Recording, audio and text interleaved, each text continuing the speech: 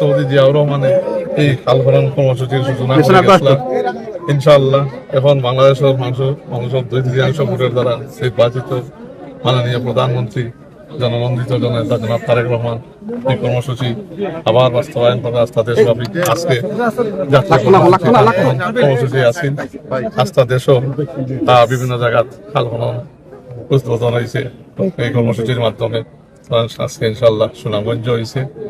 তো এই খাল খনন কর্মসূচি পরিবেশের দায় ইম্পর্টেন্ট, আপনার in terms of canal water ইভ্যাকুয়েশনের দায় খুবই ইম্পর্টেন্ট, এবং আপনার বিভিন্ন ধরনের রোগ এবং প্রতিরোধ করার ডেঙ্গু আপনার বিভিন্নভাবে অবৈধভাবে খাল খাল ভরিয়া যাতে দখল না হয় এগুলার খাল অবস্থায় দখল করা।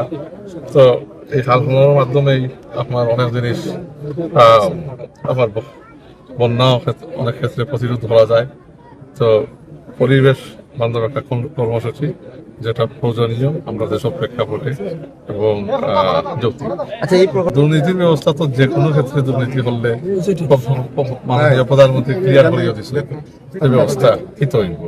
স্বাভাবিকভাবে এটা জনগণের সরকার, তো জনগণের টাকা যারা অপব্যবহার করবো দুর্নীতি করবো এই সরকার কঠোর ব্যবস্থা নিবে।